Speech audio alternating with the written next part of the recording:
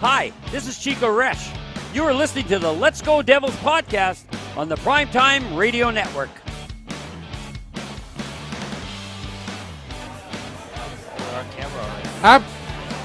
Happy Devils Monday. This is Game Day Live, coming to you live from the Primetime Radio Studios here in American Whiskey. I'm your host, Sam Wu, here with Vinnie Parise of PucksandPitchforks.com and Tyler Bleszinski, founder of SB Nation, and his son Alex, who is wearing his Ryan Graves jersey. They have won 12 in a row since that jersey.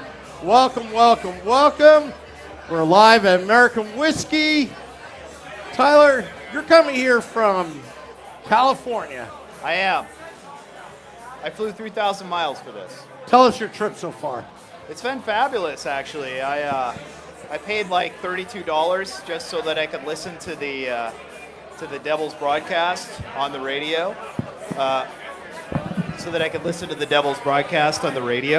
Yep. While I was on the plane, because quite frankly, I couldn't get any video reception up there. So I listened to it, and it was interesting because I don't normally listen to Chico, and Chico had some fabulous bombs to drop during that Chico broadcast. has the one-liners. Vinny, doesn't Chico have the one-liners, especially when he comes on Game Day Live? Absolutely, everybody. How we doing? Chico is incredible. He comes on this show. He does the broadcast. No matter where he's at, he's the same Chico. He's incredible at what he does. The one-liners, though, I must say, second to none. Yeah, I mean, he's got Chicoisms, right?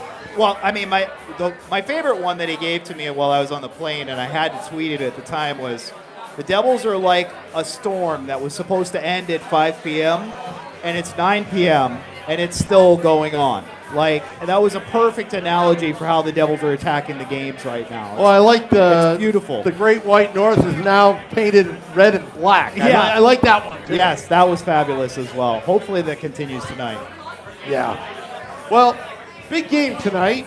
Another Canadian team that wants another chance at the New Jersey Devils. I think a little hyped up. The Edmonton Oilers. Vinny, what do you have right now on the lineups and what's going on with the Oilers coming in tonight? Yeah, so, they're going to have a similar lineup to what they've had pretty much for the entire stretch. You got Brad up back on the second line with Jack Hughes, and Vitek Vanacek's going to be in net. The defense stays the same. Listen, when you play the Edmonton Oilers, you know what you're dealing with. You got number 97, Connor McDavid, number 29, Leon Draisaitl. The supporting cast is pretty good. They struggled as of late. I still believe that they can rise above and be as good as they were last year. You might remember they started off cold last year too. And they're a tough team to play against. They're fast. If they play against a team like the Devils, who play very fast in transition, it could become a track meet type of game. If the Devils are able to contain, like we always say on this show, Sam, you don't stop McDavid. You try simply to contain him, and hopefully they're able to do that to the best of their ability tonight. They beat them once already. It was in comeback fashion. Now you have the advantage of home ice. You could put Nico Hischier against McDavid or Draisaitl, however you choose to do it. You can have Graves and Marino out there at your disposal whenever you feel like putting them out there. It's not, it's more of a plug and play chess match kind of game when you play the Oilers. And it's kind of like how the Penguins used to be back in the day when Crosby and Malkin were this good. They're still really good, but when they were this good. And I'm excited for it. This is always an entertaining matchup. Yeah, and you know what? It's kind of like Michael Jordan back in the day. He's going to score his points. I think that's how the Devils should treat Connor McDavid. All right, he's going to score his points, but try to shut down Draisaitl and the rest of his supporting cast, because if you could shut them down and then you can put a couple pucks by the goalie, I think that could work. It's true. The one thing that I think is better is that unfortunately Evander Kane had that terrible incident where he got his wrist cut by, I think it was Patrick Maroon, if I remember correctly, and he won't be in tonight. So I think he brings a physical presence that makes it harder for the Devils. The last few years, every time I've seen the Devils, Jack Hughes hasn't played. This is the first time I'm going to be able to see him live, so I'm pretty pumped up about that. But I always worry when the Devils go against physical teams that Jack's going to wind up getting hit or hurt, or, even the last game against Ottawa, I was concerned that Nico had been hurt. So I'm just hoping that maybe because Evander Kane isn't there, maybe the physical presence isn't there. I think the Devils have to work on the Oilers' defense because outside of Darnell Nurse, I'm not really impressed with the Oilers' defense. I think if you get it down low and you work hard on them, I think you should be able to create quite a few chances.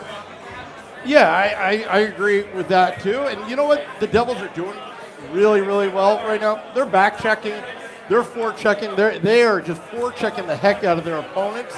They're out shooting their opponents. They're doing all the little things right. This is why this matchup is important because they've got the skill, they got the speed, and it's like another test to see how they would do. Yeah. I mean, Edmonton almost beat them in Edmonton. Well, I mean, I tweeted out today, like Mike Kelly, who has been on the Devils wagon since before the Devils started winning. He works, I think, with Sport Logic. But he basically said that the only team that has literally analytically outplayed the Devils so far this year has been the Edmonton Oilers. So that's obviously a bit of a concern. And obviously McDavid's one of those guys that, you hope to just minimize the damage against him. You hope that Siegenthaler and Marino can kind of shut him down a little bit and that the offense can get going. And Skinner's been playing phenomenal. So I think I saw that he's in net tonight. I don't know if it's him or Jack Campbell, but I wouldn't be surprised if they stick with Skinner because he's been playing so well for them. Yeah, exactly. Yeah, absolutely. And when they're on their game, they're very fast and very hard to beat. They skate well. They're similar to the Devils in that way, yeah. Yeah, exactly. And they oftentimes do out-analytic people because of the fact that McDavid's out there for a third of the game and, Draisaitl's out there for a third of the game. That's 2/3 of the game where 2 of the 5 best centers in the world are against you. And then if their fourth and third line, I believe their fourth line is actually, it's got Michael McLeod's brother Ryan on it. And, they got a pretty good, group of wingers. Ryan Nugent-Hopkins is very good. I think Puljujarvi and Kyler Yamamoto, they go hot and cold. I actually kind of like Bouchard on defense. I think his game has grown a little bit outside of Darnell Nurse, who we know is really good. And then their goaltending situation is kind of similar. If they're just good enough, they can win games. If they ever found themselves with an elite goalie, then I think they would be like a legitimate Stanley Cup contender because of who they have up front.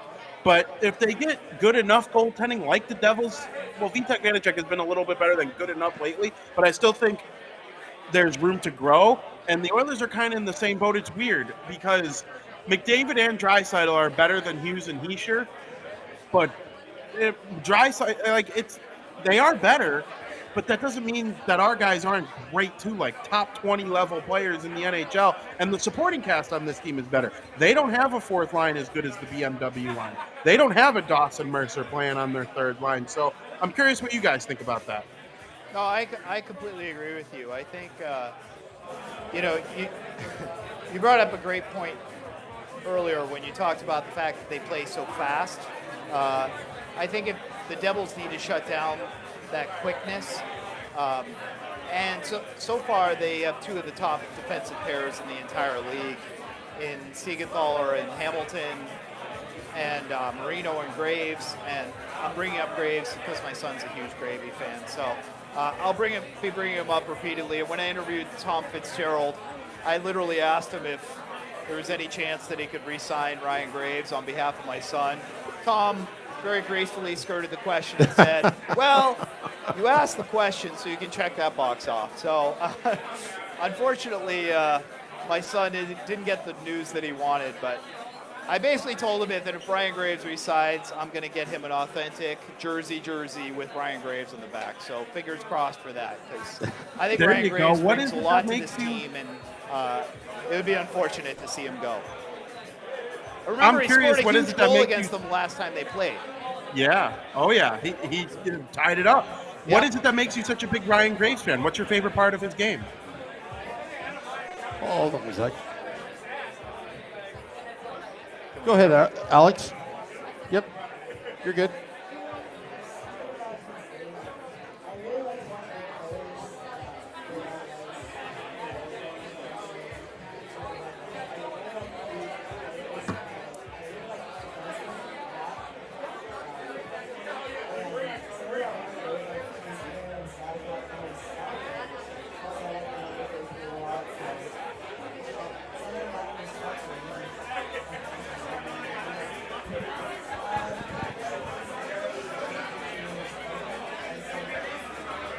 Well, I'll tell you what, Alex. There's a guy who's a big Devils fan in Nova Scotia.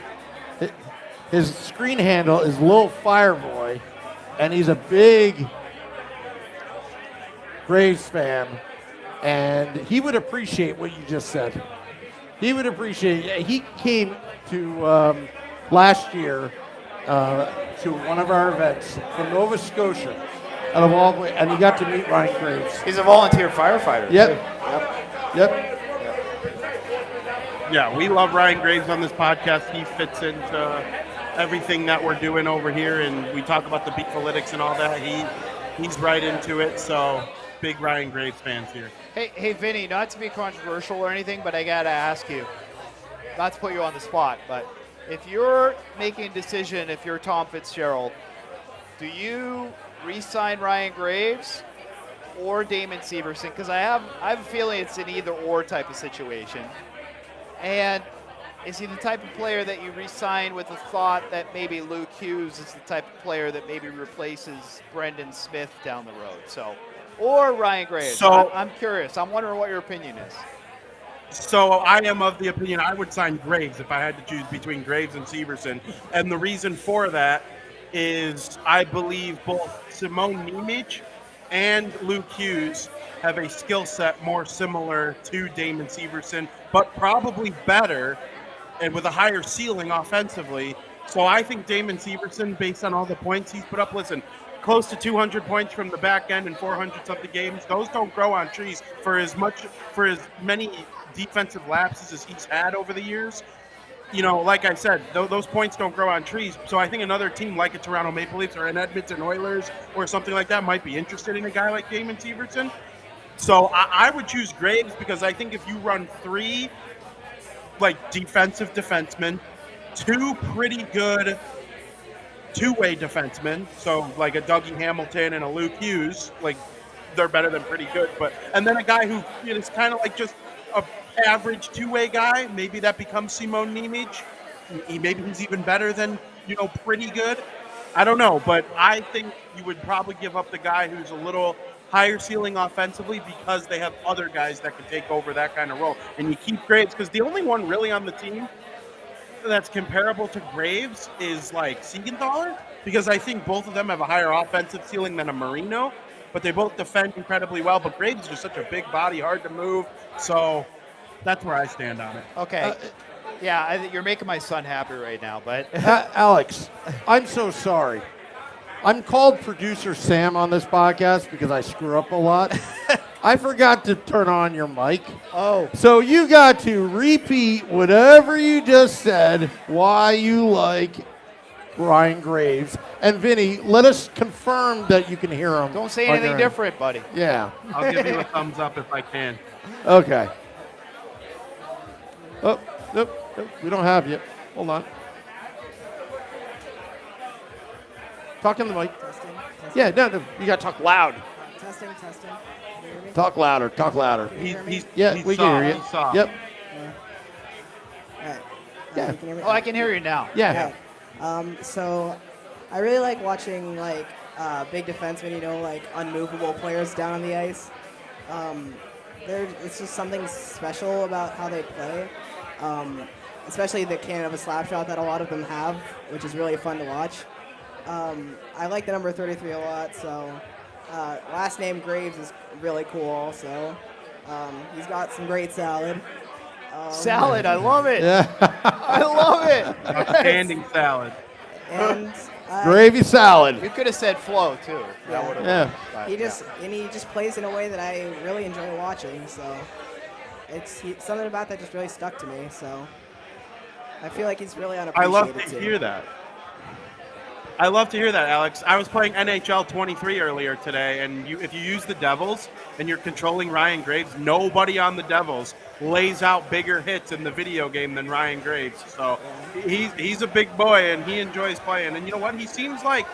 He's like an interesting guy. He seems like he's just a gentle giant away from the ice, which, always intrigues me too when these guys appear to be big and mean on the ice, and then you meet them and they're the nicest people in the world. So they brought him in from a Colorado Avalanche organization that knows how to develop people and get the most out of them. So I'm happy to see him thriving with the Devils for sure. Well, thank you for repeating that, and my apologies. It's But fine. I wanted to get it out there so the entire internet knows what you think. We need to know what my son thinks about Ryan Graves. Yeah. Everybody needs to know. He's this world's biggest fan outside of the sir from Nova Scotia. So That's outstanding. I'm going to look And at the comments before you guys go. It's 6:20 right now. I know. We're that not you in a get- rush, that's You're not in a rush. No. Because as long as we're in there for puck drop, we're good. Yeah. See, Dave Singer says Alex is the man. Plus, he says Ryan Graves has dreamy eyes. Dave Singer says.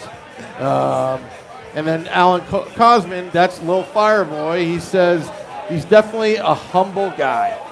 Very, very Yeah. humble. Yeah. Very humble man. So here's the thing about Ryan Graves, and not to railroad you, son, but That's fine. I'm wondering, does Ryan Graves really want to leave a team after just joining a team that struggled last season, and then he watched his former team win the Stanley Cup? I think the Devils are honestly, and I've been a fan since '86, so I grew up in New England, but I love the Devils because I love Christmas tree colors, so I wound up as a Devils fan because I love their uniforms, and I saw them in Boston Garden back in the day. I remember the game I went to, I think Reed Larson scored on a slap shot from like center ice. I think it was either Bob Sauvé or Alain Chevrier that was in the net at the time. But anyway, does Ryan Graves really want to leave a team that's on the ascent as opposed to like he just left a team and then they won the Stanley Cup the season after he left them? Can you imagine the type of pain that he probably, I mean, I saw some of the news stories, but can you imagine the type of pain that he felt over watching his buddies lift the Stanley Cup and not That's being got to part be of tough. it? That's Yeah. got to be tough. So, I mean, I think this team's on that path. I don't know if they'll do it this year, but I think they're on that path, the Colorado path. But, does he want to leave a team to go somewhere else, like, say, Toronto or Edmonton or somewhere else where maybe it's a little bit more of a roll of a dice, where clearly you can see Heischer, Hughes, Bratt, some of the guys that are here are leading towards the same path that Colorado went Well, down. Ryan Graves doesn't strike me to be a person that's greedy. Yeah. He strikes me as a person that's upfront, honest. You know what you're going to get. And I think he's going to look at this and say, look, Siegenthaler took less money. Hughes may have taken less money. What a deal Siegenthaler is. Yeah. Huh? What, $3.4 million? Yeah. That's insane And, for like John the next Marino, 4 seasons. John Marino, at his 4.4 average, negotiated by Pittsburgh, by the way, which I think is hilarious. Thank you, Ron Hextall. Yeah. I see Ryan Graves is going to look at the whole picture, and he probably wants that cup before he makes Money. before money. Because you got to get the cup in, because the cup is forever. When you do autograph signings at age 70, and that's I don't know about you, but growing up, it was about winning the cup, not making the cajillion dollars. That comes second, in my opinion. Yeah. Fingers crossed. Yeah. And if you're Ryan Graves and you've been a part of this team, you were with them when they stunk, you were kind of right there with Colorado while they were ascending. I mean, you were with Colorado when they were at where the Devils are at Exactly. right now. Yeah. And it's like, you got to stick it through now. Do you want to Like, leave and see- go to another you see what team and this can take a become. chance that you're going to struggle for another 5 years? Exactly. I And you know. were a part of this. So, Yeah. And And as much as I love Damon Severson for his years of great performances for us, the occasional brain farts that he has are really, really off-putting.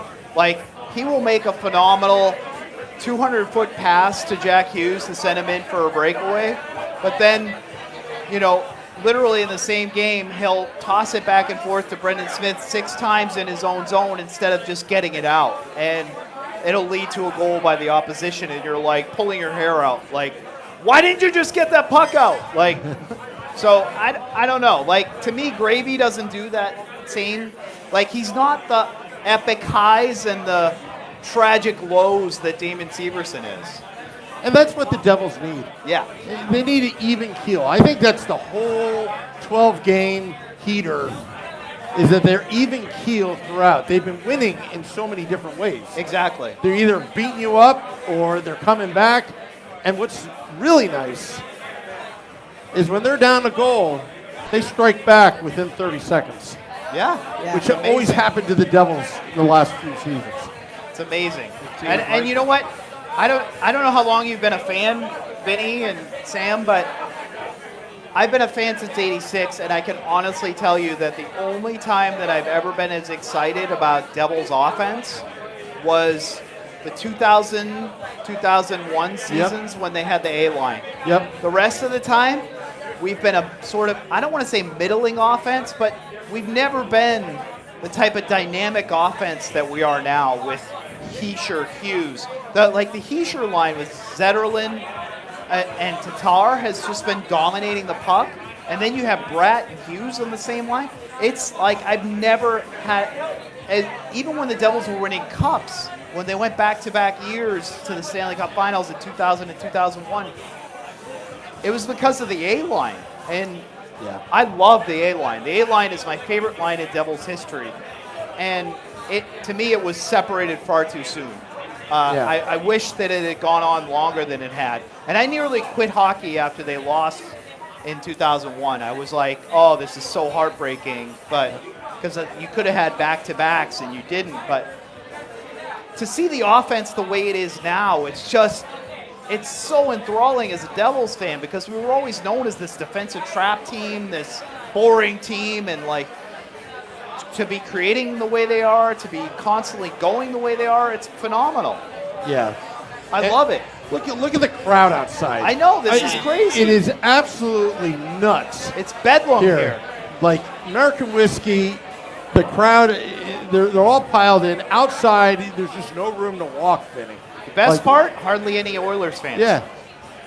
Yeah, and you know what? It's like 30 degrees right now. 30 degrees out here, Vinny. Yeah, you know, as Californians, we're really cold out here, so that's why I have hat head, and him too. So. We can't handle the cold. I live in Chicago. I live in Chicago, the only place that in the U.S. that might get colder than Newark sometimes. So I understand completely. I can't even imagine what it's like in Chicago. God bless you for doing that out there. Very cold. It's very cold all the time. So do you guys want to do predictions with us? You do predictions. Oh, boy. We do. Go ahead. You go first. No, you go. All right, I'll go first. All right. Betstamp.app predictions. All right. I would say Devils win 4-3 in overtime. Connor McDavid scores 2 goals. Jack Hughes scores 2 goals because he tends to raise his game when he plays the best in the world. Alex, what about you? I would say Devils win 5-3 in regulation. Wow. I think definitely Jack gets 2 goals. McDavid might even wind up getting 3. Oh, he has all 3, huh? Yeah, probably. And maybe Zetterlund gets 1. All right. Vinny. Zetterlund has been shooting the puck like a madman, so it's not a bad prediction. Vinny, what are your predictions? And which sportsbook are you betting on? Yeah, on the DraftKings app, I found it on BetStamp. I found them at -150. They are kind of heavy favorites today against the Edmonton Oilers. And I'm not going to take them puck line because I think winning by 1 goal is fair. It might even be in overtime. But I do have a 5-4 final. And don't be surprised. It feels like whenever the Devils play the Oilers, it's like the draft lottery bowl. Like the 2 teams that won a couple lotteries, like 5 of the last 10 lotteries are in this game. And the Oilers only really nailed 2 of them. 2 of 4. So it's 6 out of the last 10 lotteries or something like that. And they only nailed 2 of them, really, or they have 2 on their team still. But all those guys seem to come to play when they play against each other. Don't be surprised if you see goals from Nugent Hopkins, McDavid, Heischer, and Hughes. It just wouldn't surprise me. And all those guys love playing in this type of rivalry. I almost said rivalry game. It's not really a rivalry game, but this type of game where that's the storyline behind it. All right. Well, I think great minds think alike, Vinny. But I'm not talking about you. I'm talking about Alex, our 12-year-old guest here at American Whiskey on Game Day Live. I'm picking a 5-3 victory over the Edmonton Oilers. Points bet, sportsbook through the betstamp.app. It's like the Trivago of sports betting, where it's legalized here in New Jersey, not California. It's legalized here in New Jersey. California, unfortunately. Yeah. So, but those are my picks. And Alex, I completely agree with you. It's going to be in regulation. It's probably going to be an empty net goal by John Marino. We only hope, because that's what we hope for, right? Yeah. One can only pray. So. Yeah. Do you think we're biased? Do you think we're biased? 13 in a row? We're thinking 13 in a row. Yeah, I think so. It's Nico Heischer's number, so it's got to happen. Yeah. So we're going to probably ask. Let's ask American Whiskey right now. Let me get to the frame here. Just give me 1 second.